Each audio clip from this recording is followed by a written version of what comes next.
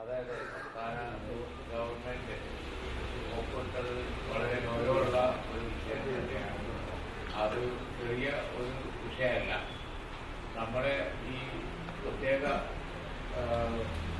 പാഠ്യ പദ്ധതിയും അതുപോലെ തന്നെ കരിക്കുലൊക്കെയായിട്ട് നമ്മൾ വളരെ കാലമായിട്ട് കേരളം മാതൃകയായിട്ട് മുന്നോട്ട് പോകുമ്പോൾ ഇവിടെ ഈ ആർഎസ്എസിന്റെ അജണ്ട നടപ്പിലാക്കുന്ന പദ്ധതി പാഠ്യപദ്ധതി എന്ന് പൊതുവെ വിലയിരുത്തപ്പെടുന്ന ഈ PMC പദ്ധതിയിൽ ആ NEP ആ ഒരു എഡ്യൂക്കേഷൻ സിസ്റ്റത്തിലേക്ക് പഠന സിസ്റ്റത്തിലേക്ക് മാറിയത് വളരെ ഗൗരവമുള്ള സംഗതി തന്നെയാണ്. അതിനെ ഒരിക്കലും അംഗീകരിക്കാൻ കഴിയില്ല.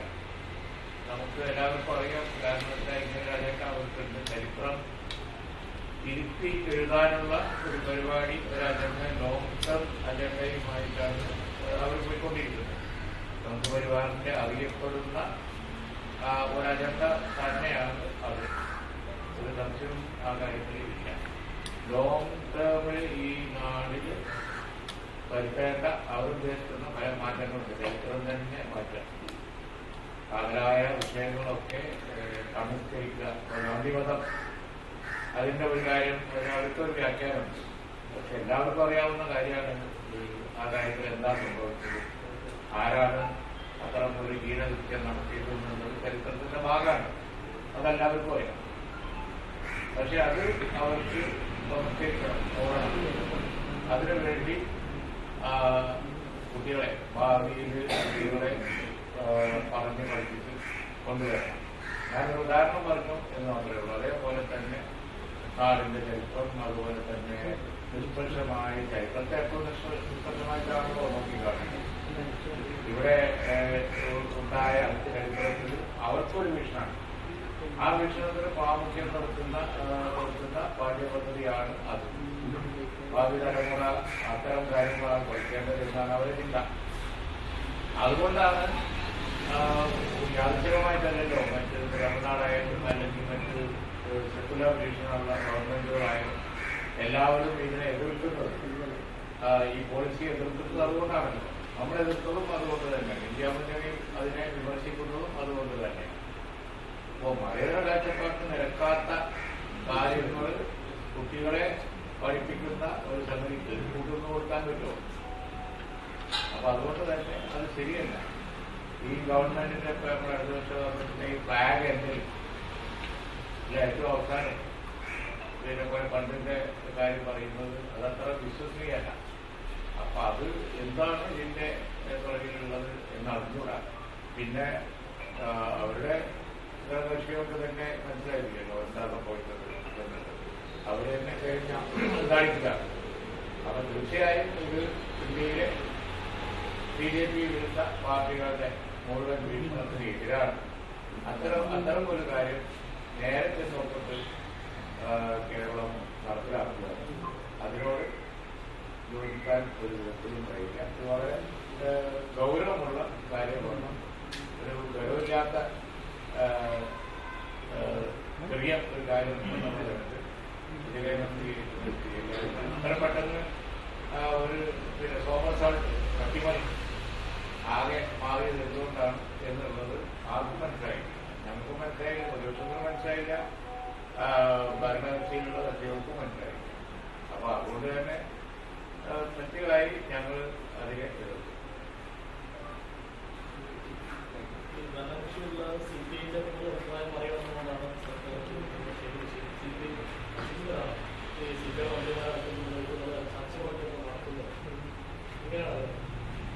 അവരുടെ കാര്യമാണ്. ഞങ്ങളിപ്പോ മറ്റൊരു മുന്നണിയിൽ ഇരിക്കുന്ന കക്ഷികളുടെ നിലപാടിനെ കുറിച്ച് അഭിപ്രായം പറയാറില്ല, പറയേണ്ട കാര്യമില്ല. അത് അവർ യോഗം ചെയ്യുന്ന തീരുമാനിച്ച് അവർ പറയട്ടെ. പറഞ്ഞതിന് ശേഷം UDF വിലയിരുത്തേണ്ട വല്ല കാര്യങ്ങളും അവർ പറഞ്ഞിട്ടുണ്ടെങ്കിൽ, അല്ലെങ്കിൽ ഇന്ത്യ മുന്നണി വിലയിരുത്തേണ്ട കാര്യങ്ങൾ എന്നുണ്ടെങ്കിൽ ഞങ്ങൾ എല്ലാവരും അതാണ്.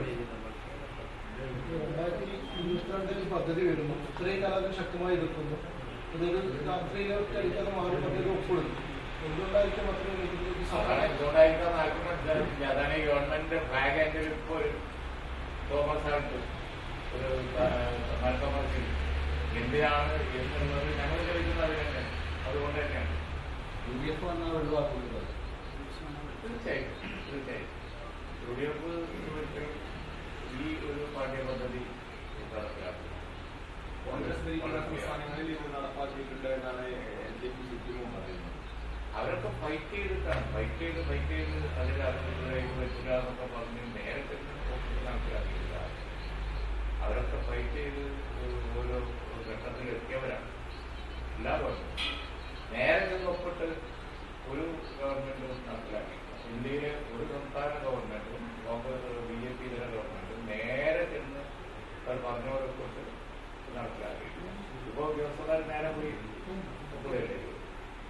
അതിനകത്ത് ഒരുപാട് ബോണ്ടിങ് വകുപ്പും കാര്യങ്ങളൊക്കെ കഴിഞ്ഞ് ആ ഫണ്ട് കിട്ടണ അവകാശമാണ്, ജനങ്ങളുടെ നീതിപ്പണാണ്, ഇതിന് DMC നടപ്പിലാക്കിയാൽ കിട്ടുള്ളൂ എന്ന് പറയുന്നത് ശരിയില്ല എന്നൊക്കെ പറഞ്ഞ് കോടതിയിലൊക്കെ വാദിച്ച് വെയിറ്റ് ചെയ്ത് അങ്ങനെ പല വിധികളും നേടിയെടുത്ത് അങ്ങനെയൊക്കെയാണ്. കർണാടകയിലെ കോൺഗ്രസ് സർക്കാർ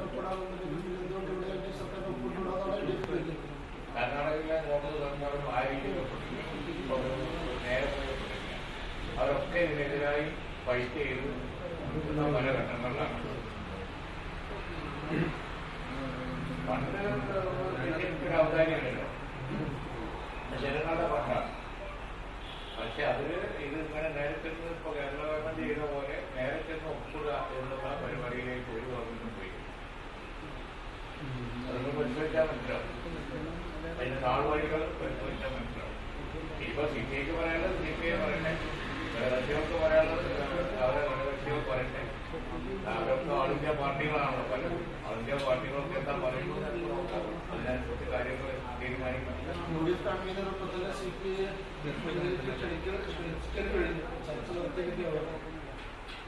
അല്ല പിന്നെ കൊണ്ട് അഭിപ്രായം പറയേണ്ടതാണ്. കണ്ടിട്ട് പറഞ്ഞ് ഞാൻ കണ്ടു.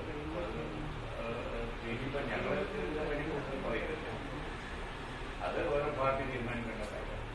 ഇന്ത്യയുടെ കാര്യത്തിൽ ഏത് പാർട്ടിയാണെന്നും മറ്റേ മുന്നോട്ട് നിൽക്കുമ്പോൾ ചർച്ച നടത്താനോ അല്ലെങ്കിൽ അഭിപ്രായം പറയേണ്ടത് കമ്മ്യൂണിറ്റി വേണ്ടാന്ന് വിചാരിച്ചോ?